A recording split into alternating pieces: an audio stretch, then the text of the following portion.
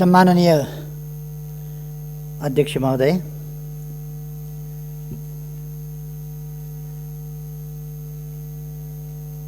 सबभन्दा पहिले त हामीले लामो सङ्घर्ष गरेर ल्याएको प्रणाली, हामीले लामो सङ्घर्ष गरेर ल्याएको संविधानले व्यवस्था गरे अनुसार यसपटक स्थायी संसदको रूपमा गरिमामय राष्ट्रिय सभाको व्यवस्था भएको छ र यसपटक राष्ट्रिय सभाको विशेष महत्त्व पनि देखिएको छ। यस गरिमामय सभाका सबै माननीय ज्यूहरूमा म हार्दिक शुभकामना भन्न चाहन्छु। सबभन्दा पहिले सम्माननीय अध्यक्ष महोदय, यति बेला देश एउटा अलिकति नयाँ मोडबाट, नयाँ परिघटना, नयाँ परिदृश्यबाट अगाडि बढिरहेको छ, बढ्न खोजिरहेको छ। यति बेला हामी समयभन्दा अलिकति अगावै प्रतिनिधि सभाको नयाँ निर्वाचनका लागि नयाँ जनादेश माग्न जनताका बीचमा जाने तयारी गरिरहेका छौँ। प्रतिनिधि सभा विघटन भएको छ र देश अब निर्वाचनतर्फ, आम निर्वाचनतर्फ, प्रतिनिधि सभाको निर्वाचनतर्फ उन्मुख भएको छ। हामीले सोचेका थियौँ प्रतिनिधि सभा 5 वर्ष चल्नेछ र यसमा बिना विग्रह प्रतिनिधि सभाले आफूलाई लगातार देश र जनताको सेवामा, संविधानको रक्षा र कार्यान्वयनको सन्दर्भमा, संघीय लोकतान्त्रिक गणतन्त्रको रक्षा र कार्यान्वयनको सन्दर्भमा बिना व्यवधान काम गर्न पाउनेछ र हामी त्यसरी काम गरेर अगाडि जानेछौँ भन्ने हामीले सोचेका थियौँ। मैले पनि त्यही सोचेको थिएँ। नेपाली जनताले असाधारण विश्वासका साथ, अत्यन्तै स्नेहपूर्वक हामीलाई जुन अभिभारा सुम्पिएका थिए, त्यस अभिभारालाई हामीले कर्तव्यनिष्ठताका साथ संविधान सम्मत ढङ्गले लोकतान्त्रिक प्रणालीका मूल्य, मान्यता र अभ्यासका सकारात्मक र उन्नत पक्षहरूलाई प्रयोग गरेर सरकार अघि बढिरहेको थियो। तर हामी सबैलाई थाहा छ, सरकारलाई काम गर्न दिने वातावरण बनेन। सरकारलाई काम गर्न नदिने, सरकारलाई काममा व्यवधान खडा गर्ने, जहिले पनि झमेला मात्रै सिर्जना गर्ने, केही व्यक्तिका व्यक्तिगत आकांक्षाहरू, महत्त्वाकांक्षाहरू र पदलोलुपता जस्ता कुराहरूले राष्ट्रिय राजनीतिलाई नै प्रदूषित गर्न खोज्ने, स्थिरता र स्थायित्वतर्फ देशलाई अघि बढ्न नदिएर राजनीतिलाई फेरि बहुमतलाई टुक्र्याउने, बहुमतलाई खण्डित गर्ने, बहुमतलाई ध्वस्त पार्ने र फेरि अस्वस्थ, अनुचित, अलोकतान्त्रिक लेनदेन, गठजोड, जालझेल, टिक्रम, षड्यन्त्रबाट देशको राजनीतिलाई फेरि 6 महिनामा प्रधानमन्त्री फेरिने खालको अस्थिरतातर्फ धकेल्ने, काम हुन नपाउने, जोड घटाउ मोलतोल लेनदेनमै सरकारको समय बित्ने, संसदलाई प्रभावकारी ढङ्गले काम गर्न नदिने, कतिपय विधेयकहरू अड्काइदिने, सरकारले संसद समक्ष प्रस्तुत गरेका प्रस्ताव निर्णयार्थ प्रस्तुत पनि नगरिदिने र यो प्रणाली बेठिक भयो भन्ने निष्कर्ष निकाल्न खोज्ने, संविधान बेठिक भयो भन्ने निष्कर्ष निकाल्न खोज्ने, संघीय लोकतान्त्रिक गणतन्त्र चल्ने व्यवस्था होइन, यो चल्दैन भन्ने निष्कर्ष निकाल्न खोज्ने त्यस्ता प्रयासहरू भए। मैले धेरै प्रयास गरेँ, धेरै कोसिस गरेँ। वर्षक 5 वर्ष सरकार टिकोस्।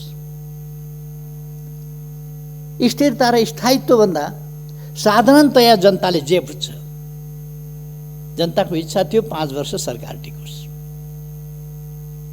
5 वर्ष सरकार टिकोस् भन्ने हो, सरकार परिवर्तन होस् भन्ने होइन जनताको इच्छा। अस्वस्थ ढङ्गले सरकार परिवर्तन हुनुलाई स्थायित्व र स्थिरता भनिँदैन। लगभग 2/3 प्राप्त सरकार सञ्चालन गर्ने दलभित्रै चरम अस्वस्थताको स्थिति, त्यसले अत्यन्तै असहज वातावरण। मैले अस्ति केही आँकडाहरू निकालेँ, मलाई आफैलाई अचम्म लाग्यो। गएको वैशाख 13 गतेदेखि अस्ति पुष 4 गतेसम्मका बैठक हेर्दा गुटका बैठक, पार्टी विरुद्ध, पार्टीलाई कमजोर पार्ने, गुटमा विभाजित गर्ने त्यस्ता बैठकहरू मात्रै एउटै नेताको घरमा 280वटा बैठक, वैशाख 13 गतेदेखि पुष 4 गतेसम्म 280वटा बैठक बसेका रहेछन्। 35वटा बैठक अन्यत्र बसेका रहेछन्। 2-3जनाका गुटगत भेटघाट आदिको गिन्ती नगरौँ, त्यस प्रकार भएका थिए र देशलाई अस्थिरतामा लान प्रयासहरू भए। त्यस्तो गर्नु किन परेको थियो? त्यसका पछाडि कुनै जेन्युन कुनै कारण छ? हामीले यस सरकारले विकास निर्माणका कामहरूलाई तीव्रताका साथ अगाडि बढाएको थियो। मैले भन्ने गरेको छु, अघिल्लो पल्ट शिलान्यास गरेर छोडेको रानी पोखरी शिलान्यास गरेको इटा ढुङ्गामा लेउ लागिसकेका थियो, धुलोले पुरिने अवस्थामा थियो, केही पनि काम भएको थिएन, सिनको भाँचिएको थिएन त्यहाँ। अहिले यस अवधिमा हामीले रानी पोखरी तयार गरेर त्यसको उद्घाटन पनि गर्यौँ।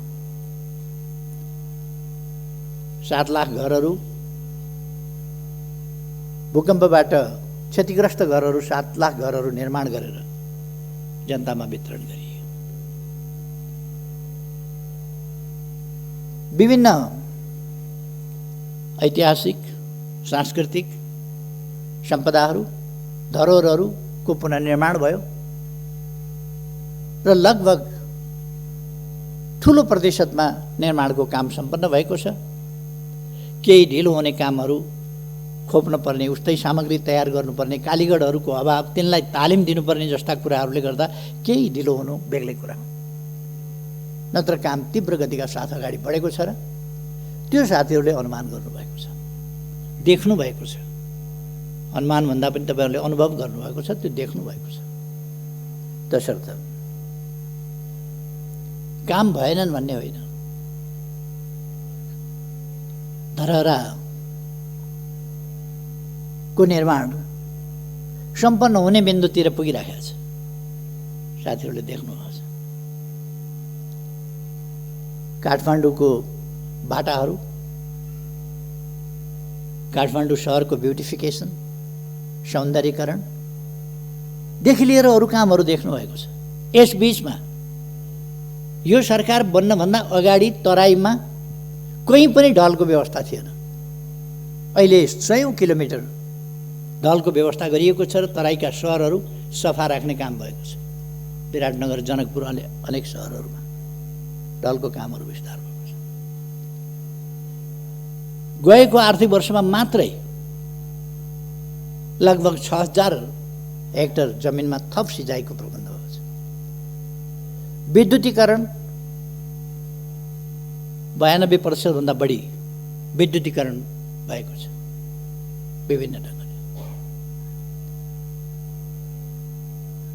सडकहरू गएको एक वर्षमा, गएको एक आर्थिक वर्षको कुरा गर्ने हो भने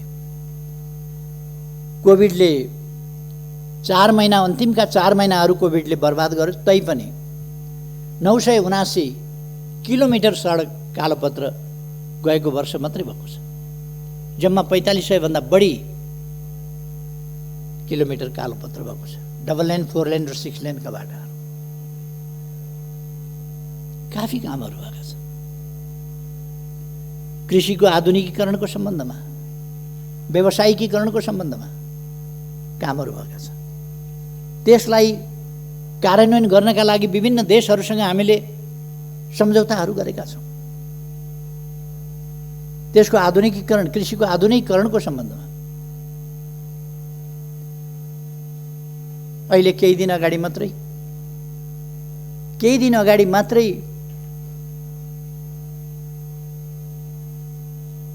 ऊर्जा सचिवको नेतृत्वमा भारत गएको टिमबाट महाकाली नदीबाट गएको शारदा नहरबाट चाँदनी दोधारामा 10 क्युमेक्स पानी सिँचाइका लागि दिने जुन हामीले उहिले सहमति सम्झौता गरेका थियौँ, एकीकृत महाकाली सन्धिमा पारेर त्यसको अब कार्यान्वयन हुनका लागि 6 महिनाभित्र डिपिआर तयार गर्ने र 6 महिनाभित्र हेडवर्क सुरु गरेर अनि नहर सुरु गरेर चाँदनी दोधाराको सिँचाइ गर्ने भनेका छौँ। त्यहाँ हामीले चाँदनी दोधारामै सुखा बन्दरगाहको व्यवस्था गरेका छौँ। सुदूरपश्चिममा हामीले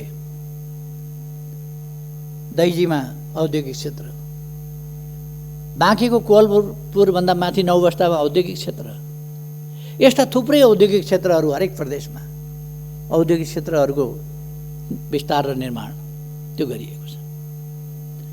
यी कुरा सबैलाई थाहा छ।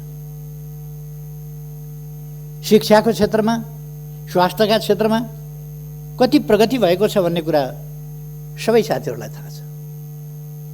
अहिले भर्ना दर कति पुगेको छ यो पनि साथीहरूलाई थाहा छ। अहिले ड्रप आउट, विद्यालयबाट बाहिरिनेको सङ्ख्या कसरी घटेको छ त्यो पनि थाहा छ।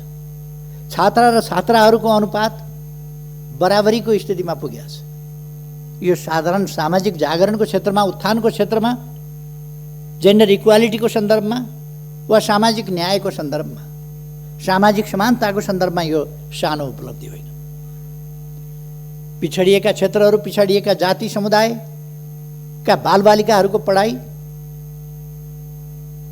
यसमा के परिवर्तन आएको छ र त्यस सम्बन्धमा सरकारले के गरेको छ भन्ने कुरा सबैलाई थाहा छ। देख्न सबैले देखेको छ, देखेर पनि नदेखे चाहिँ गर्नु वा देखियो भने छोप्न सकिएन भने देखिन्छ भनेर अर्कोतिर मुन्टो फर्काएर हिँड्नु बेग्लै कुरा हो, अनि केही पनि गरेन भन्नु बेग्लै कुरा हो। तर कामहरू भएका छन्, असाधारण ढङ्गले काम भएको छ, ऐतिहासिक ढङ्गले काम भएको छ, द्रुततर गतिमा काम भएको छ। यसरी काम नेपालमा यसभन्दा अगाडि कहिले पनि भएको थिएन। तथ्यहरूले बताउँछ, आँकडाहरूले बताउँछ, त्यसरी काम भएको छ। मैले अघि भने चाँदनी दोधाराको सिँचाइ त्यसको हामीले बन्दोबस्त गरेका छौँ। अरू पञ्चेश्वर परियोजना कार्यान्वयनका लागि आम रूपमा सहमति भएको छ। अब एउटा मात्रै मुद्दामा छलफल भइरहेको छ, त्यो लोअर शारदा। लोअर शारदामा अगाडिदेखि भारतले बाँध बाँधेर महाकाली नदीलाई तल पुगेपछि शारदा भनिन्छ, त्यहाँबाट कर्णाली नदीलाई तल पुगेपछि घागरा भनिन्छ, त्यहाँबाट घागराबाट पनि पानी लगेको छ र शारदाबाट पनि पानी लगेको छ, अथवा महाकाली र कर्णाली दुवै नदीबाट पानी लाने गरेको छ त्यसमा। र त्यसलाई उसले अग्राधिकार आफ्नो हुनुपर्छ।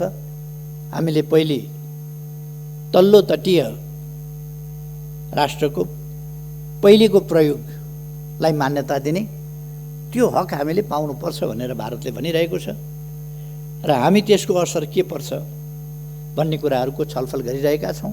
यो एउटा छलफलको विषय चलिरहेको छ। अरू विषयहरू लगभग मूल विषयहरू टुङ्गिएका छन्। तसर्थ हामी विभिन्न ढङ्गले अगाडि बढेका छौँ।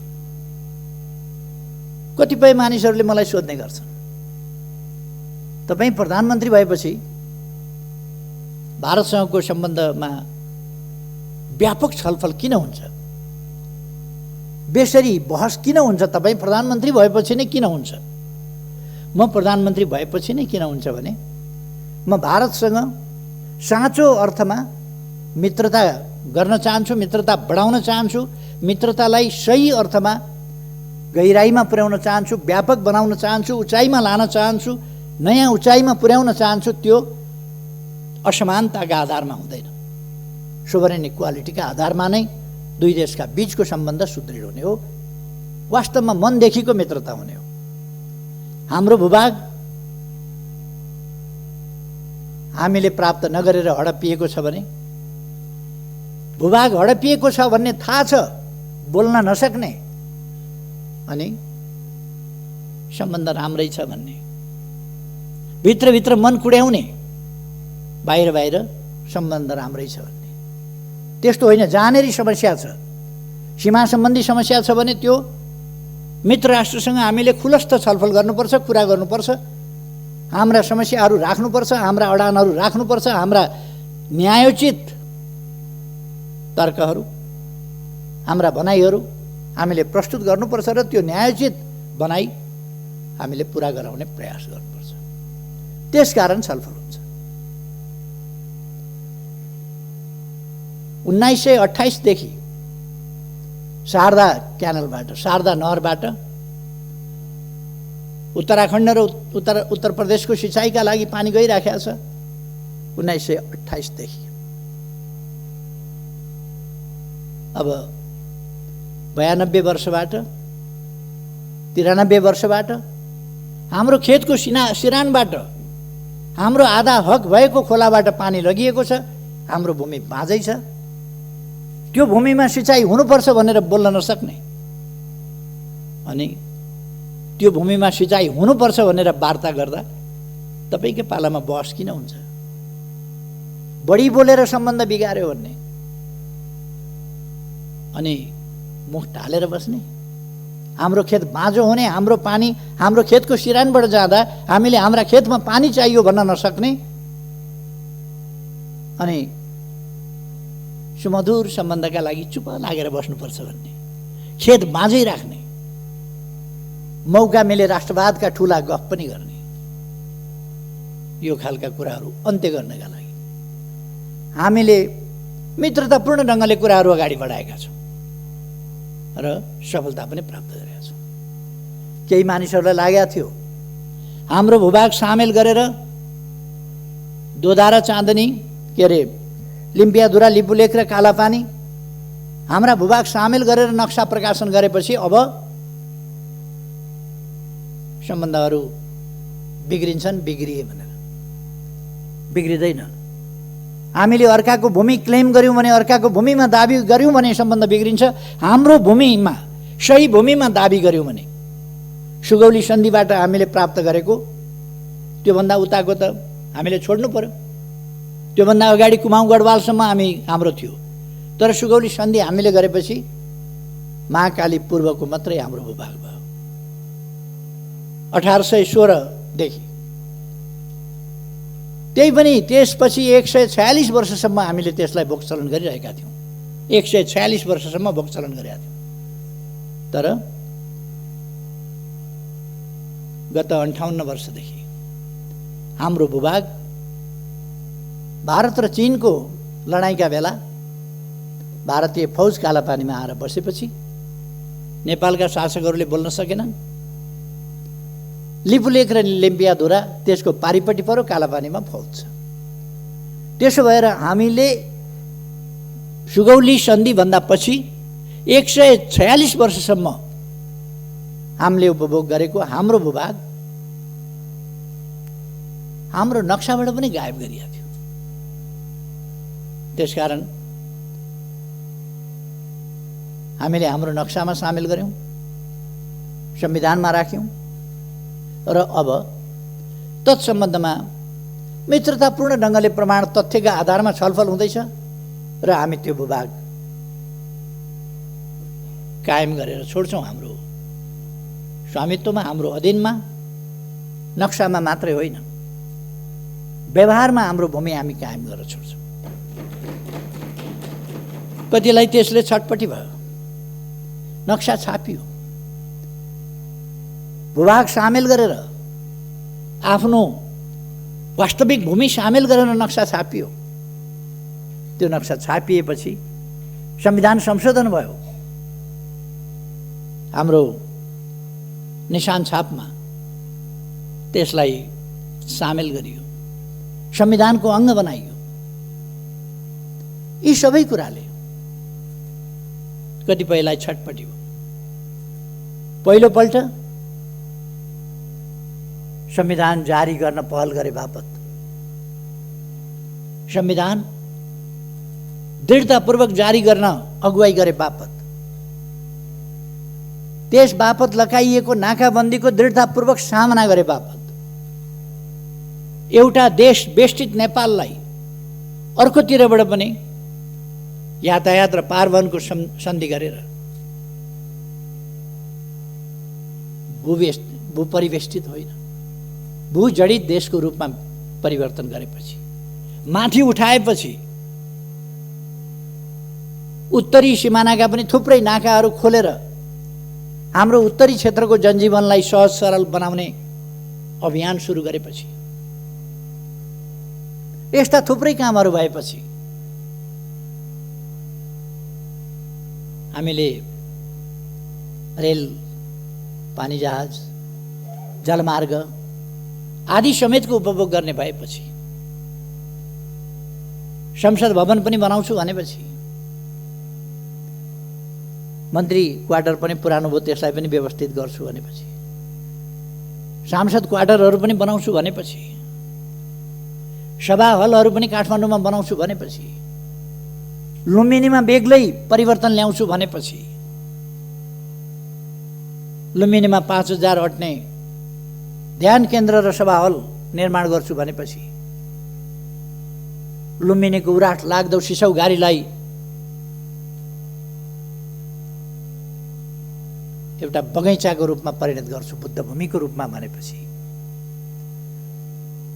लुम्बिनीको एयरपोर्ट शीघ्र तयार गरेर त्यसलाई एउटा बुद्ध मार्गीहरूको, बुद्ध धर्मावलम्बीहरूको र अरूको समेत पर्यटकहरूको एउटा महत्त्वपूर्ण आगमन स्थलको रूपमा विकास गरेपछि, राजमार्गबाट सदरमुकाम र सीमासम्म 6 लेनका बाटाहरू, कहीँ 4 लेनका बाटाहरू निर्माण गर्ने भनेपछि, शहरीकरणको अभियानलाई तीव्र गतिका साथ अगाडि बढाएपछि, जनताका सुविधाका निम्ति अनेक कामहरू गरेपछि, आत्तिएर त्यस बेला पनि त्यो सही गठबन्धन तोडेर अर्कातिर हाम फाल्ने काम भएको थियो र त्यो सरकार ढाल्न पर्ने कारण कसैले बताओस्। त्यो सरकार ढाल्न पर्ने उचित कारण के थियो? कारण सही नसक्नु भएको विकास निर्माणले गर्दा, देशले छलाङ मारेकोले गर्दा भन्दा क्रमभङ्ग त भएको थियो नि, छलाङ त मारेको थियो नि, तर त्यसले महाविपत्तितिर देशलाई लगेको थिएन। त्यसकारण आपद पर्यो र त्यो सरकार ढालिएको थियो। यसपल्ट पनि विकास निर्माणका कामहरू तीव्रताका साथ हुँदैछन्। तातो पानी बाटो बन्दैछ। केरुङतिर अब टनेल बाटो पनि जाने, टनेल मार्गको पनि सर्वे भइरहेको छ। टनेल मार्गबाट पनि हामी केरुङ जान्छौँ र 1 घण्टाभित्र अब चिनिया बोर्डरमा जान्छौँ। कुनै पनि समयमा आवागमन अवरुद्ध नहुने किमाथाङ्काको बाटो हामी तयार गर्दैछौँ।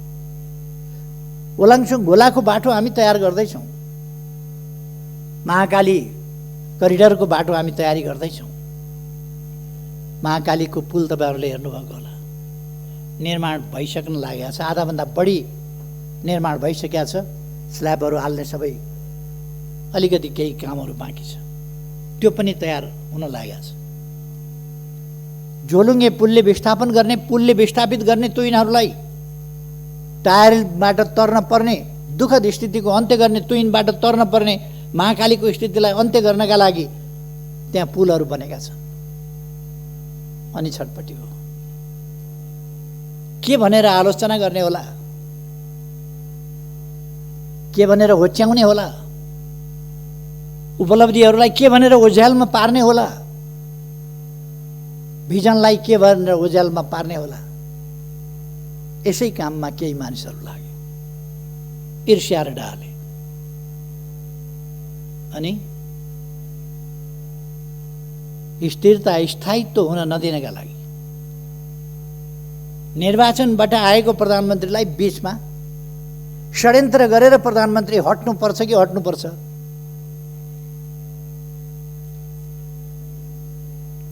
म धेरै केही नभनौँ, मैले नै दिएका अवसरहरूको दुरुपयोग गरेर उही सिंह बनाइदियो, सिंहले आफैलाई झम्टिने स्थिति, त्यो सिर्जना गर्ने, त्यस प्रकारको अवस्था बन्यो। वास्तविक स्थिरता के हो, वास्तविक स्थायित्व के हो? कथम कदाचित सरकार बन्न सकेन भने संविधानले स्थिरता 5 वर्षमा चुनाव गर्नेलाई मात्रै भनेको छैन। संविधानले सरकार बन्न सकेन भने तत्काल चुनावमा जाने व्यवस्था गरेको छ संविधानको धारा 76 को साथले। तत्काल चुनावमा जाने व्यवस्था गरेको छ। सरकार बनेन भने, बहुमत कसैको आएन भने, 2 वा 2 भन्दा बढी दलहरू मिलेर सरकार बनेन भने, अनि प्रमुख पार्टीले सरकार बनाउन सकेन वा विश्वासको मत प्राप्त गर्न सकेन भने, अथवा कुनै व्यक्तिले भरपर्दो ढङ्गले आधार लिएर गएर राष्ट्रपति कहाँबाट प्रधानमन्त्रीत्व लिएर आयो भने पनि 1 महिनामा विश्वासको मत प्राप्त गर्न सकेन भने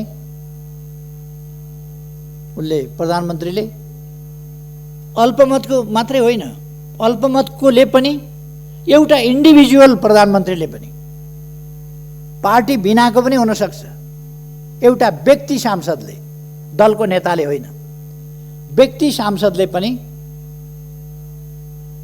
यदि विश्वासको मत प्राप्त गर्न सकेन भने उसको सिफारिसमा राष्ट्रपतिद्वारा संसद विघटन हुन्छ र नयाँ प्रतिनिधि सभा निर्वाचनका लागि मिति तोकिन्छ, नयाँ मिति तोकिन्छ संविधानको धारा 76 को साथ। त्यसकारण चुनाव हुनु अस्थिरता होइन, अस्थिरता संविधान कार्यान्वयन सही ढङ्गले हुनु नहुनु हो। संवैधानिक बाटोबाट जाँदाखेरि अस्थिरता बनिँदैन।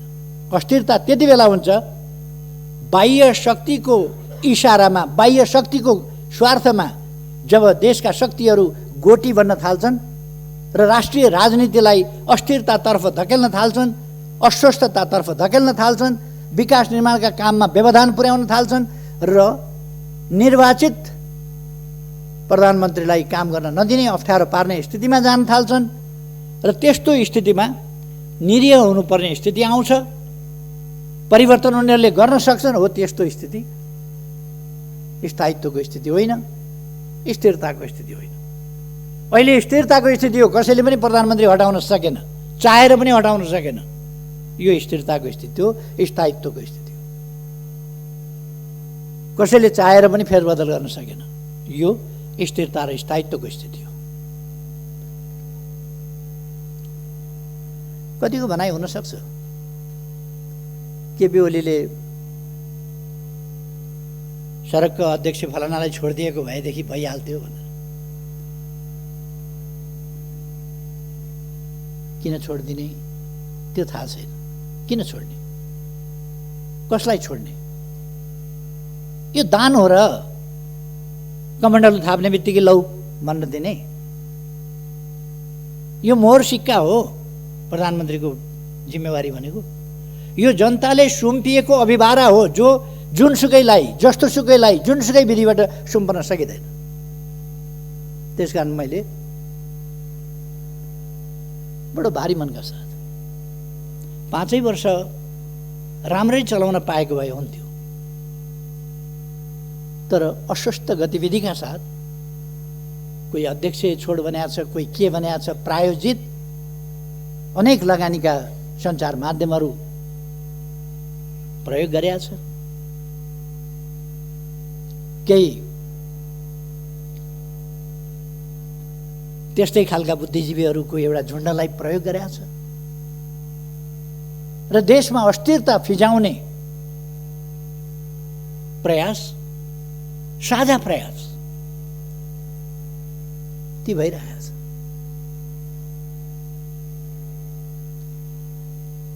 तपाईहरु यसै हेर्न सक्नुहुन्छ।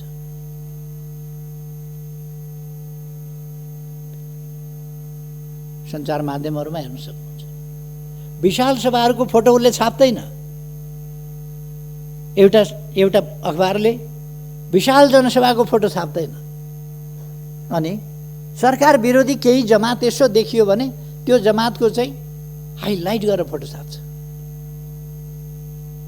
सबै देखिएको छ नि। यो अस्थिरता प्रयास गर्ने, अस्थिरता सिर्जना गर्ने प्रयास हो, जसलाई प्रतिनिधि सभा विघटनबाट रोकिएको छ र ताजा जनादेशमा गएर ताजा जनादेशबाट देशलाई स्थिरता, स्थायित्व, लोकतान्त्रिक विधि पद्धति प्रणालीलाई सुदृढ ढङ्गले फङ्सनेबल बनाउने ढङ्गले अगाडि बढाउने त्यो अभ्यासमा लगिएको छ। कतिले गैर जिम्मेवार भन्ने अभिव्यक्ति दिएको मैले सुनेको छु। के हो जिम्मेवार भनेको? शब्दको अर्थ हुन्छ कि हुँदैन? डिक्सनरी पल्टाएर हेरे पनि हुन्छ नि शब्द के भन्छ गैर जिम्मेवार भने के हो। मैले बिल्कुल जिम्मेवारी बोधका साथ यो लोकतन्त्र ल्याउन नेपाली जनताले जति बलिदान गरेको छ, जति हण्डर ठोकर खाएको छ, जति पसिना बगाएको छ, जति यातना सहेको छ, जति क्षति बेहोरेको छ, त्यो सबै बलिदान र क्षतिहरूको हिसाब गरेर, देखेर, हेरेर त्यसका उपलब्धिहरूको रक्षा गर्नुपर्छ। त्यसका उपलब्धिहरूलाई खेर जान दिनु हुँदैन।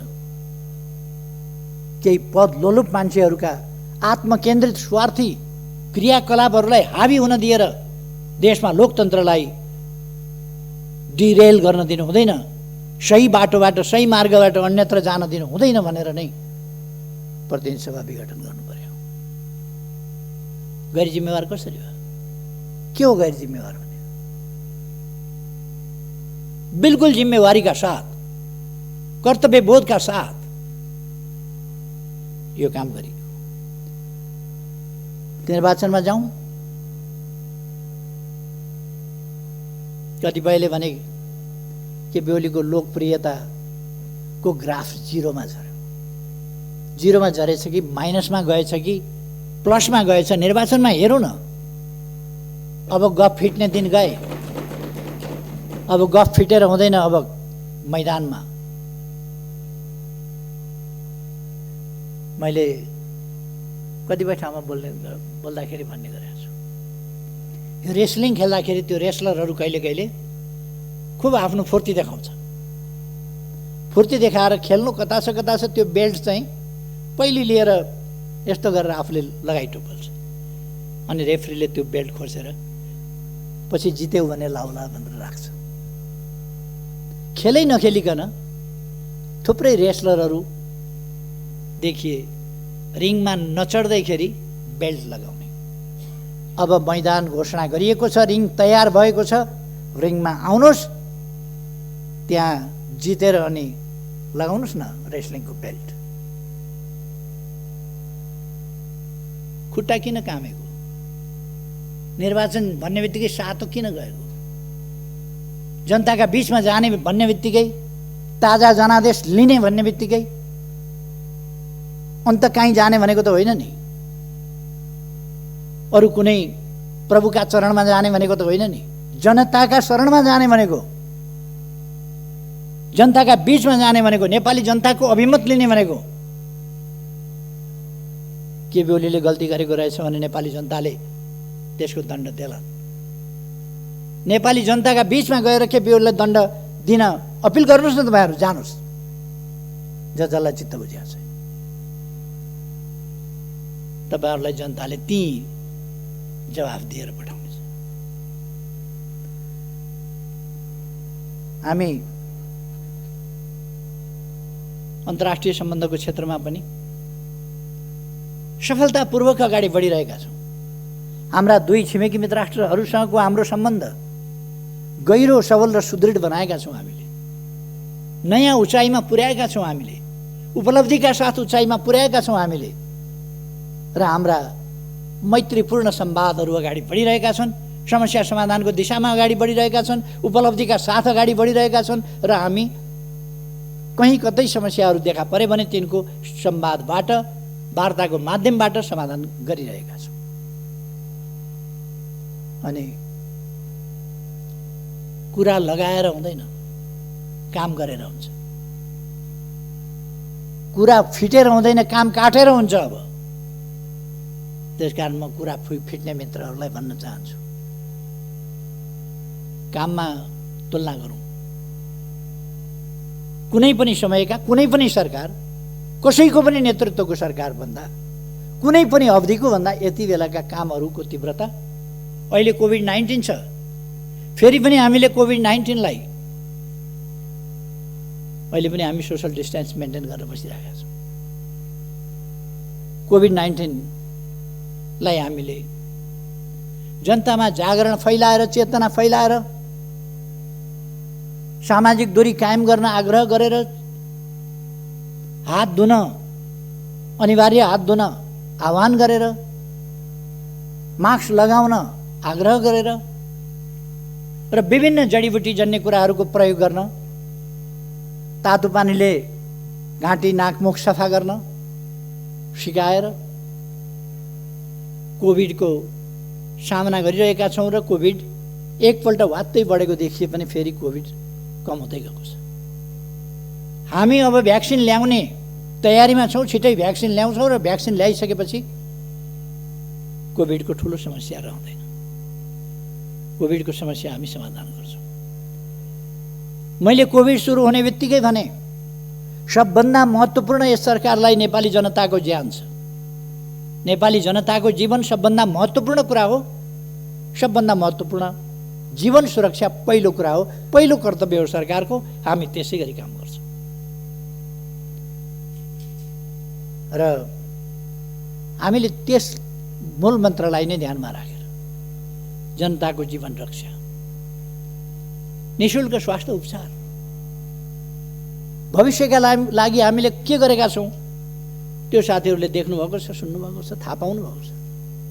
एकै दिन हामीले 396 अस्पतालहरू शिलान्यास गर्ने कार्यक्रम राखेका थियौँ, तर विभिन्न कारणले अर्को दिन गर्नु पर्यो, केही ठाउँहरूमा तयारी नपुगेर 309 स्थानमा एकै दिन 309 स्थानमा हामीले शिलान्यास गऱ्यौँ अस्पतालहरू।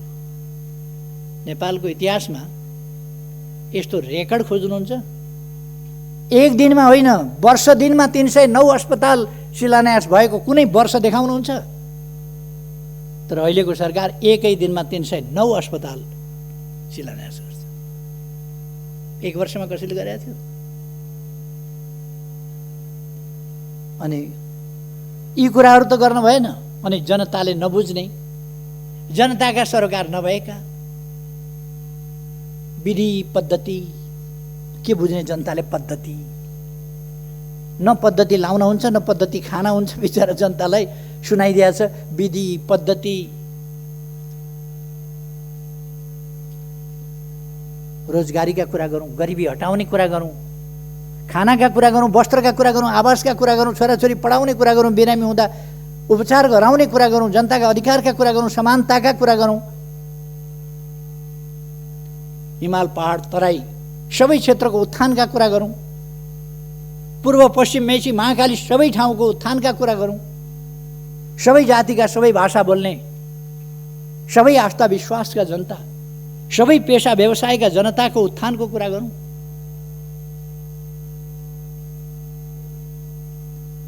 छाउबडी प्रथाबाट महिलाहरूलाई मुक्त गरौँ। समानताका अधिकारतर्फ, महिला सशक्तिकरणको बाटोबाट, महिला शिक्षाको बाटोबाट, सामाजिकरणको बाटोबाट, सहभागिताको बाटोबाट महिलाहरूको आत्मविकास, क्षमता र आत्मविश्वास विकास गर्दै सहभागिता वृद्धि गरौँ। अनि मात्रै हामी देश विकास गर्न सक्छौँ। देशका सबै जनतालाई सक्षम बनाऊ। हाम्रा भविष्य बालबालिकाहरूको विशेष हेरचाह गरौँ। त्यसकारण सरकारले बालबालिकाको हेरचाहका लागि गर्भावस्थादेखि जीवन पर्यन्त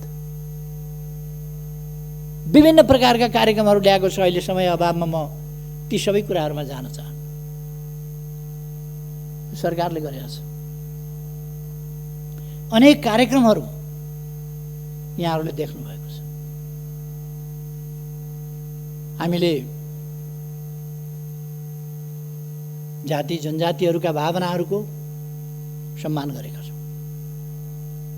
आज मात्रै बसेको मन्त्री परिषद बैठकले माघीको दिनलाई एउटा राष्ट्रिय उत्सवको रूपमा मनाउन माघीको दिन सार्वजनिक बिदा दिने निर्णय गरेको छ। यो खाली थारू जातिको लागि मात्रै होइन, अरू अनेक जात जातिहरूका लागि माघे सङ्क्रान्ति सबैले मनाउँछ र थारू जातिका लागि, अरू कतिपय जातिहरूका लागि यो विशेष चाड हो, विशेष पर्व हो। त्यसकारण हामीले माघीको बिदा गर्ने गरेका छौँ। अथवा जनताको भावनाप्रति, जनताका समस्याप्रति, जनताको आस्थाप्रति यो सरकार अत्यन्तै संवेदनशील छ, सजग छ र त्यसमा क्रियाशील पनि छ। तसर्थ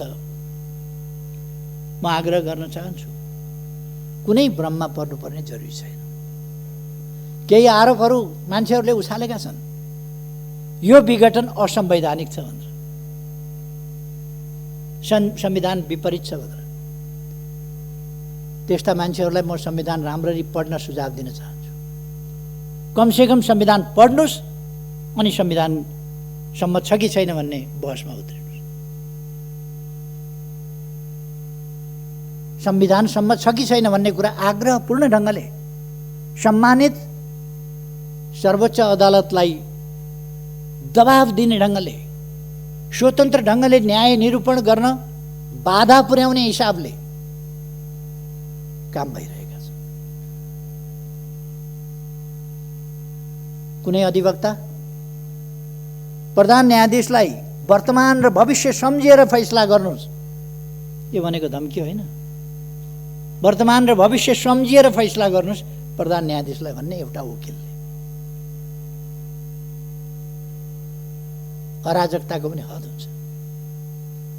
केही वर्ष न्यायालयमा जागिर खाने बित्तिकै अहिले पनि आफै न्यायालयमा छु भने जस्तो गरेर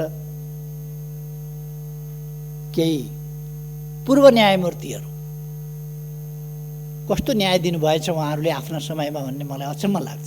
कस्तो न्याय दिनुभयो होला। सडकमा ओर्लिएर न्यायालयलाई, स्वतन्त्र न्यायालयलाई उहाँहरू ललकारिरहनु भएको छ। यस्तो हुन्छ, यस्तो हुँदैन। के सर्वोच्च अदालतमा वकालत नपढिकन पुग्नुभएको छ मान्छे? बिना अनुभव पुग्नुभएको छ मान्छे? के त्यो पत्रकार सम्मेलन गर्ने र वक्तव्यबाजी गर्नेहरूले मात्रै कानुन पढाएको छ, अरूले पढाएको छैन? उहाँहरूले दबाब दिने मनसायले काम गर्नुभएको छ। राजनीतिक पक्षधारताको हिसाबले काम गर्नुभएको छ। स्वतन्त्र देखिने, नागरिक समाज भनिने, बुद्धिजीवी भनिने, अनि पक्षधर्ताका साथ आफ्नो हैसियतको दुरुपयोग गरेर न्यायालयलाई दबाबमा पार्न खोज्ने। म भन्न चाहन्छु, न्यायालयले दबाबमा पर्न हुँदैन। सरकार र मैले नेतृत्व गरेको पार्टी नेकपा, त्यसले अदालतको स्वतन्त्रता, स्वतन्त्र न्यायपालिका, शक्ति पृथकीकरणको सिद्धान्त त्यसलाई मान्दछ, त्यसलाई कदर गर्छ, सम्मान गर्छ। अहिलेको संविधानले संवैधानिक विषयहरूमा संवैधानिक इजलास गठन गरेर त्यसबाट फैसला हुने भनेको छ। अब त्यसबाट गर्न पाइँदैन भनेर एक थरी कहाँ कानुन पढेछन् तिनीहरूले? संवैधानिक इजलासको व्यवस्था संविधानको व्यवस्था हो कि होइन? अनि बकवास गरेर हिँड्ने। वास्तवमा यी तरिकाहरू उपयुक्त होइनन्। म सबैलाई आग्रह गर्न चाहन्छु, लोकतन्त्रमा शक्ति पृथकीकरण भन्ने एउटा सिद्धान्त हुन्छ। व्यवस्थापिका, कार्यपालिका, न्यायपालिका। न्याय गर्ने कुरामा वकालतनामा गरेका वकिलहरूले, वकालतनामा भरेका वकिलहरूले बहस गर्नु, अदालतले मागेका, अदालतका सहयोगीको रूपमा मागेका एमिकस क्युरीले बहस गर्नु, सरकारी वकिलले बहस गर्नु, स्वतन्त्र अधिवक्ताहरूले बहस गर्नु एउटा कुरा हुन्छ। न्याय गर्ने कुरामा त्योभन्दा पृथक ढङ्गले अदालतलाई दबाब दिने खालका गरेका वकिलहरूले, वकालतनामा भरेका वकिलहरूले अझ अदालतले सडकबाट फैसला गर्ने, अदालतका सहयोगीको रूपमा मागेका प्रतिनिधि सभा विघटन भयो, मुद्दा हाल्न जाने, सरकारी विघटन भएको छैन, हामी प्रतिनिधि सभा बस्छौँ स्वतन्त्र पनि भन्दै गर्ने, अधिवक्ताहरूले बहस सडकमा जान्छौँ पनि भन्दै गर्ने, अदालत जान्छौँ पनि भन्दै गर्ने कुरामा त्योभन्दा पृथक ढङ्गले अदालतलाई दबाब। किन यस्तो परिस्थिति आयो होला? यो अवस्था किन आयो होला? म अझ अदालतले सडकबाट फैसला गर्ने, यस गरिमामय सदनलाई जानकारी गराउनु चाहन्छु। प्रतिनिधि सभा विघटन भयो, मुद्दा हाल्न जाने, सरकारी विघटन भएको छैन, हामी प्रतिनिधि सभा बस्छौँ, यो अवस्था पनि भन्दै गर्ने, अधिवक्ताहरूले बहस सडकमा जान्छौँ अहिले पनि हामी देख्न सक्छौँ, अदालत जान्छौँ पनि भन्दै गर्ने। यद्यपि यो एउटा पार्टी विशेषको, रुलिङ पार्टी विशेषको आन्तरिक मामला हो, तर यो अवस्था सामान्य कुरा होइन। एउटा रुलिङ पार्टीभित्रको, बहुमत प्राप्त पार्टीभित्रको समस्या। गरिमामय सदनलाई जानकारी गराउनु। चुनाव घोषणा गरेपछि त चुनावको सामना गर्नका लागि सिङ्गै पार्टी एकजुट भएर जानुपर्ने होइन र? एकजुट भएर जानुपर्ने नि। सिङ्गै पार्टी एकजुट भएर जानुपर्ने।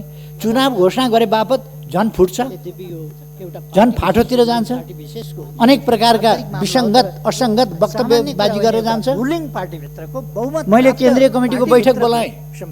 केन्द्रीय कमिटीको बैठकमा केही साथीहरू अनुपस्थित भए। चुनावको सामना कहाँ गए साथीहरू भनेर हेर्दै भएर जानुपर्ने होइन? माइती घर मण्डलमा हामी एकजुट भएर जानुपर्ने। सिङ्गै पार्टी एकजुट भएर जानुपर्ने। केन्द्रीय कमिटीको बैठकमा नजाने हामी यहाँ छौँ भनेर माइती घर मण्डलमा भन्छ, झन् फाटोतिर जान्छ। अनेक प्रकारका विसङ्गत केन्द्रीय कमिटीको बैठकमा किन नजाने जान्छ?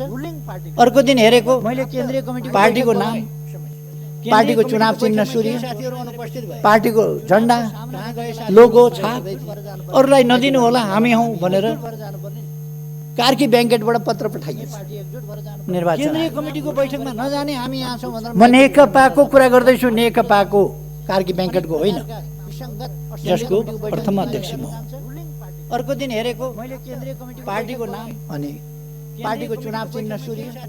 केही मान्छेहरूले कार्की ब्याङ्केटबाट मलाई निष्कासन गरे, अरूलाई नदिनु होला हामी हौँ भनेर कार्की ब्याङ्केटबाट पत्र पठाए। तपाईँहरूको संयमलाई म धन्यवाद भन्छु। तपाईँहरू कोही पनि त्यो कुरा सुनेर नेकपाको कुरा गर्दैछु, नेकपाको कार्की ब्याङ्केटको होइन, यसको प्रथम अध्यक्ष म। माइतीघर मण्डलाबाट कार्की ब्याङ्केटबाट प्रथम अध्यक्षलाई केही मान्छेहरूले कार्की ब्याङ्केटबाट पार्टीको बैठकमा नआएर त्यहाँबाट उछिटिएर कतातिर गएर निष्कासन गर्यौँ भन्ने कुरा जति हास्यास्पद के हुन्छ। तपाईँहरूको संयमलाई म धन्यवाद भन्छु। तपाईँहरू कोही पनि त्यो कुरा हामीसँग बहुमत छ वरिपरि तमासा हेर्न आएका मान्छेहरूलाई यसो हेर्नुभयो होला, केन्द्रीय कमिटी भन्दा धेर देख्नुभयो होला, हामीसँग बहुमत छ भन्नु। बहुमत केलाई भनिन्छ? 5 जनाको कमिटी छ भने 3 जनाले निर्णय गर्न सक्छन्, तर कमिटीको बैठकमा निष्कासन बाहिरै अन्तै निर्णय हुँदैन।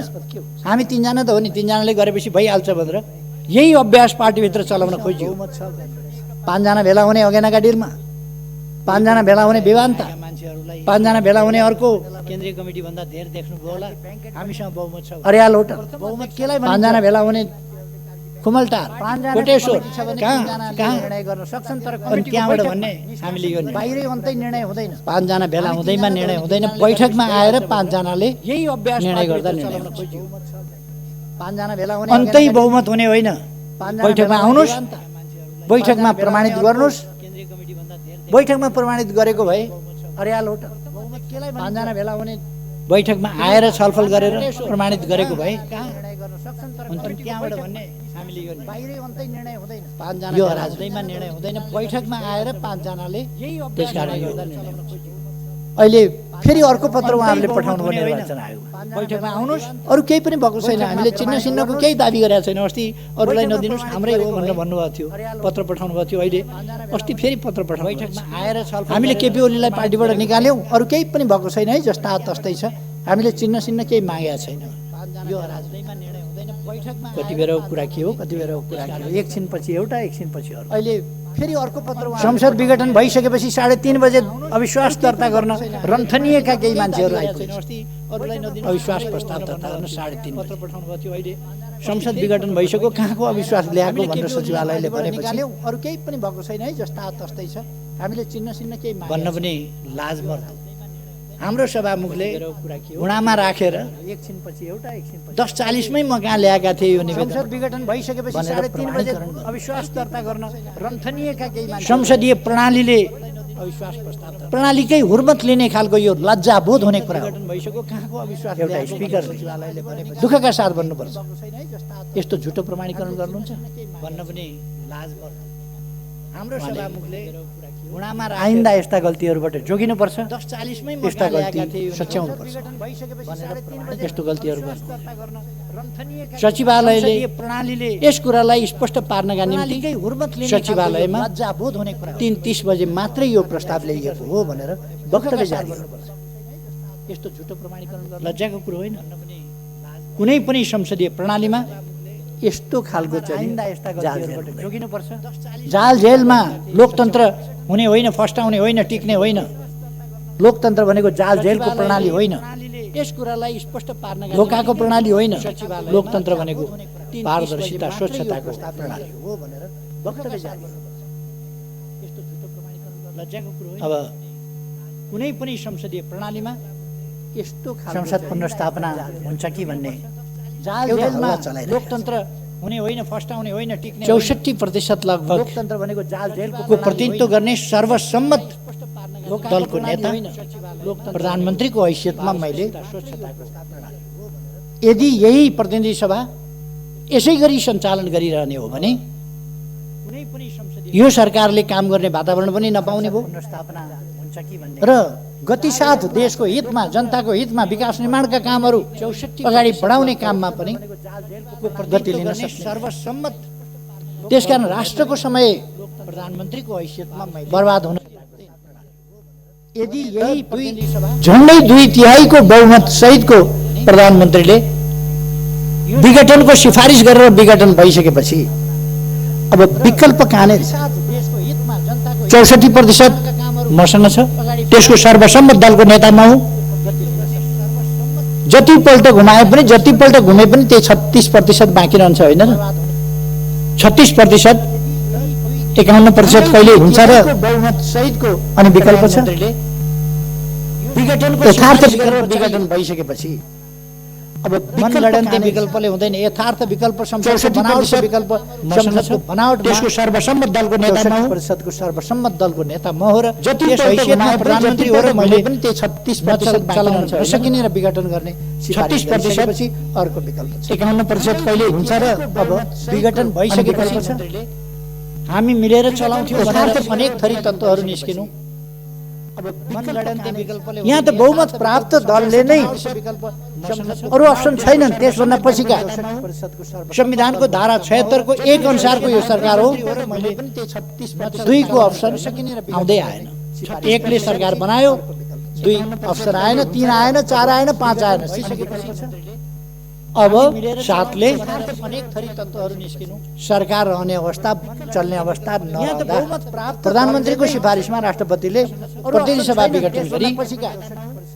संविधानको धारा 76 को 1 अनुसारको यो प्रतिनिधि सभाको नयाँ निर्वाचनका लागि 2 को अप्सन आउँदै आएन त्यस अनुसार नै भएको छ संविधान सम्मत कसरी भएन 3 आएन 4 आएन पुनर्स्थापना कसरी हुन्छ पुनर्स्थापना केका लागि हुन्छ कुन विकल्पका लागि हुन्छ के देशमा अस्थिरता ल्याउनका लागि हर्स ट्रेडिङको राजनीति फेरि सुरु गर्नका लागि 6 महिनामा सरकार परिवर्तन गर्ने तमासा गर्नका लागि पुनर्स्थापना हुन्छ पुनर्स्थापनाको निर्वाचनका लागि पुनर्स्थापना कुनै हालतमा पनि हुन सक्दैन त्यो संविधानले संविधान सम्मत कसरी भएन 3 आएन 4 आएन पुनर्स्थापना केही मानिसहरूले संविधानमा विघटन गर्ने लेखेका छैन कुन विकल्पका लागि विघटन गर्ने किन लेखेका छैन धारा 76 को हर्स ट्रेडिङको राजनीति उपधारा 7 सुरु गर्नका लागि प्रधानमन्त्रीको सिफारिसमा राष्ट्रपतिले प्रतिनिधि सभा विघटन गरेर पुनर्स्थापना हुन्छ नयाँ मिति तोक्ने छ नयाँ निर्वाचनका लागि भन्ने व्यवस्था प्रधानमन्त्रीले विघटन गर्न पाउँदैन भन्ने संविधानमा कहीं लेखेको छ संविधानको धारा 85 ले भन्छ 85 ले अगावै विघटन भएमा बाहेक 76 अगावै विघटन हुने कल्पना त संविधानले गर्यो उपधारा 7 अगावै विघटन भएमा बाहेक यस प्रतिनिधि सभाको कार्यकाल 5 वर्षको हुन्छ अगावै विघटन भएमा बाहेक अगावै विघटन हुँदाखेरि प्रधानमन्त्रीले विघटन गर्न पाउँदैन भने 3 वर्षको मात्रै पनि हुँदो रहेछ संविधानको धारा अगावै विघटन हुँदा चाहिँ झन्डै 3 वर्षको मात्रै पनि हुँदो रहेछ अगावै विघटन भएमा त्यसकारण अगावै विघटन भएमा बाहेक कल्पना त संविधानले गर्यो अर्को कुनै विकल्प अगावै विघटन भएमा बाहेक अर्को कुरा प्रतिनिधि सभाको कार्यकाल 5 वर्षको हुन्छ देशको कार्यकारी अधिकार बाहेक अगावै विघटन यो राजनीतिक प्रश्न हो यो संवैधानिक र कानुनी प्रश्न वास्तवमा होइन यो राजनीतिक प्रश्न हो देश कसरी चल्छ कसरी चलाउनु पर्छ यो राजनीतिक प्रश्न हो र यस राजनीतिक प्रश्नलाई कानुनी प्रश्नको रूपमा संवैधानिक प्रश्नको रूपमा अदालतले इन्टरटेन गरिरहनु भन्दा यसलाई केही भनिरहनु नपर्ने भनेर बर्खास्त गर्नुपर्छ खारिज गरिदिनुपर्छ किनभने यो पोलिटिकल डिसिजन हो यो पोलिटिकल डिसिजनले पोलिटिक्सलाई संविधान सम्मत ढङ्गले लोकतान्त्रिक प्रणालीको राजनीति अन्तर्गत अभ्यासमा अगाडि जान दिनुपर्दछ त्यसकारण यो त्यसै गरी जान्छ यो पोलिटिकल डिसिजन हो यो आवश्यकताको सिद्धान्त अनुसार हो यो प्रधानमन्त्रीले संविधानका विभिन्न ठाउँमा लेखेको छ प्रिएम्बलदेखि विभिन्न धाराहरूमा लेखिएको छ कार्यकारी अधिकार मन्त्री परिषदमा रहनेछ र त्यसको प्रतिनिधित्व प्रधानमन्त्रीले गर्छ मन्त्री परिषदको निर्णय र सिफारिस प्रधानमन्त्री मार्फत यद्यपि मन्त्री परिषदको सिफारिस चाहिन्थ्यो कि चाहिँदैन थियो तर मन्त्री परिषदको सिफारिस सहित सर्वसम्मत सिफारिस सहित केही साथीहरूले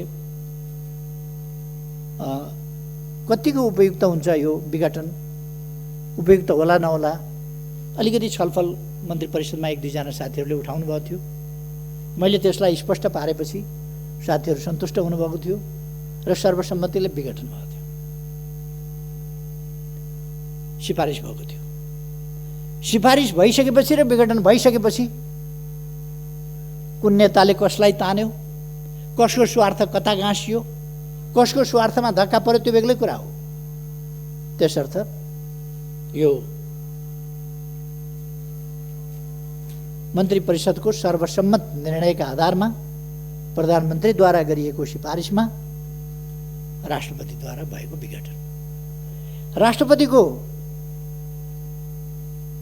अधिकार र कर्तव्य के हो? हामीले सम्मानित राष्ट्रपति बनेका छौँ। हामीले राष्ट्रपतिमा धेरै अधिकार दिएका छैनौँ, केही अधिकार मात्र दिएका छौँ।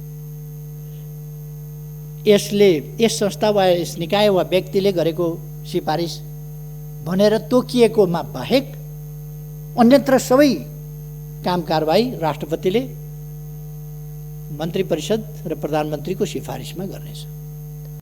प्रधानमन्त्रीको सिफारिसमा राष्ट्रपतिले गर्नुपर्छ। त्यो कानुन सम्मत छ कि छैन, उपयुक्त छ कि छैन, संविधान सम्मत छ कि छैन, त्यसको जिम्मेवारी प्रधानमन्त्रीले लिन्छ, राष्ट्रपतिले होइन। प्रधानमन्त्रीको सिफारिस राष्ट्रपतिले अनुमोदन गर्नुपर्छ। नेपालका कानुनविद, केही कानुनविदहरूमाथि दया लागेर आउँछ। केही दुर्मुखाहरू गणतन्त्रको सर्वोच्च संस्था, राष्ट्रको गरिमामय सर्वोच्च संस्थाको मान मर्यादामा तुलेका छन्। तिनीहरू गणतन्त्र विरोधी हुन्। तिनीहरू जनताका छोराछोरी उच्च ठाउँमा पुगेको देख्न चाहँदैनन् अनि भन्छन् केटाकेटीमा ऊ गाई भैँसी चराउँथ्यो, केटाकेटीमा धुले स्कुलमा पढ्थ्यो, केटाकेटीमा यस्तो श्रम गरेर आएको थियो, केटाकेटीमा डेस्क बेन्च पनि नभएका स्कुलमा पढेका थियो। उनीहरूको दिमागमा के छ भने सामन्तवाद।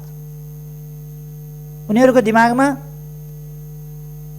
दरबार हाई स्कुल, त्रिचन्द्र कलेज उहिले उहिले ती मात्रै थिए नि, त्यसमा पढेको हुनुपर्ने, अथवा दार्जिलिङको सेन्ट जोसेफ पढेको हुनुपर्ने, अथवा अक्सफोर्ड र अरू विश्वविद्यालय पढेका हुनुपर्ने, घाँस दाउरा गरेर उठेको हुन नहुने, गरिबको छोराछोरी माथि उठेको हुन नहुने, गरिबको छोराछोरी सांसद हुने, माननीय, गाउँको जमिनदारले पनि माननीय भन्नुपर्ने गरिबको छोराछोरीलाई।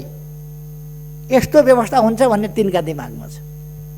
त्यसकारण गरिबका छोराछोरी माननीय भनेको उनीहरूलाई चित्त बुझ्दैन, मन पोल्छ। गरिबका छोराछोरी सम्माननीय भनेको उनीहरूलाई पोल्छ मन। उनीहरूलाई बेलायतको हाउस अफ लर्ड्स जस्तो लर्ड्स मात्रै हुनुपर्ने विभिन्न ठाउँमा यी कमन्सहरू कसरी भए, यी घाँस दाउरा गरेर हुर्किएकाहरू कसरी भए, गाई बाछा गरेर हुर्किएकाहरू कसरी भए, खेतबारी गरेर हुर्किएकाहरू कसरी भए, खाली खुट्टा पैदल हिँडेर पढेकाहरू कसरी भए, माथिल्लो ओहदामा तिनका मन पोल्छ। ती आफै पनि त्यस्तै हुन् भने पनि तिनको सामन्तवादी चिन्तन त्यसले दिँदैन। अर्को कुरा, समाज, मानव समाज भनेको सभ्य समाज हो, चेतनशील मर्यादित समाज हो। त्यहाँ संस्थाहरूको, सम्मानित संस्थाहरूको, यसै त कसैलाई पनि अपमान गर्नु, गाली बेइज्जत गर्नु हाम्रो सभ्यताभित्र पर्दैन।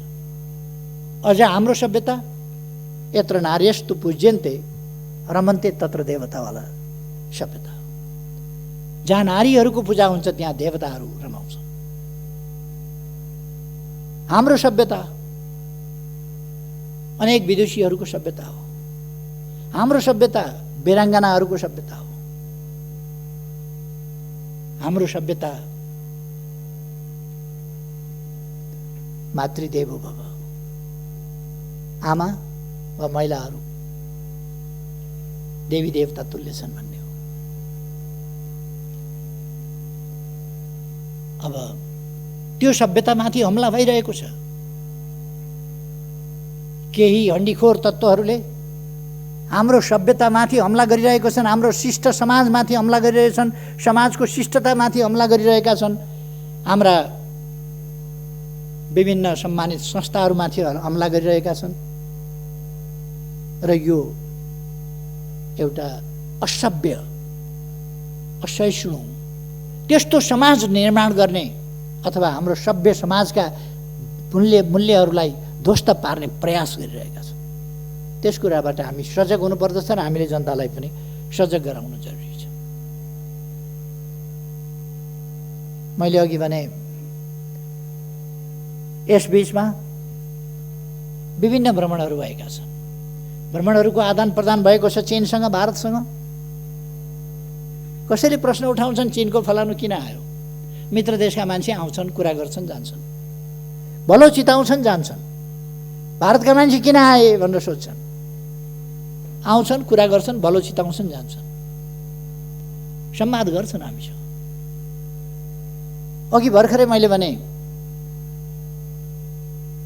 परराष्ट्र सचिव नेपाल भ्रमणमा आए गए, भारतका प्रधान सेनापति आए गए,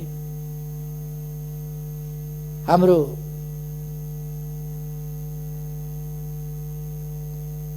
तर्फबाट पनि त्यस्तै आदान प्रदानहरू भए। भर्खरै केही दिन अगाडिको मात्रै कुरा गरेँ। अघि मैले ऊर्जा सचिवको नेतृत्वमा एउटा टिम गयो, उपलब्धिपूर्ण वार्ता भए। अब 4 दिनपछि, अझ 3 दिनपछि भने पनि भयो। आज 10 तारिक भयो क्या होइन? आज 10 तारिक भयो। 14 तारिकमा हाम्रो परराष्ट्र मन्त्री प्रदीप गेवालीजी, मान्य प्रदीप गेवाली भारत भ्रमणमा जाँदै हुनुहुन्छ। उहाँले हामीले हाम्रो भूभाग समेत सामेल गरेर छापेको नक्सा अथवा नक्सामा छापिएको भूभाग समेतका विषयहरू, विभिन्न विषयहरूमा छलफल गर्नुहुनेछ र हाम्रो भारतसँगको सम्बन्धलाई अझ व्यवहारिक रूपमा सफलतापूर्वक अगाडि बढाउन योगदान गर्नुहुनेछ। हामी यसरी एउटा सफलतापूर्वक अगाडि बढिरहेको समयमा छौँ। अब निर्वाचनमा देश गइसकेका छ। म सम्माननीय अध्यक्षज्यू मार्फत सबैमा आग्रह गर्न चाहन्छु, देशवासीमा आग्रह गर्न चाहन्छु, कुनै भ्रममा, अन्योलमा, अलमलमा पर्ने आवश्यकता छैन। यो लोकतन्त्र, यो सङ्घीय लोकतान्त्रिक गणतन्त्र, यसलाई व्यवस्थित गर्ने र व्यवस्थित ढङ्गले परिचालन गर्ने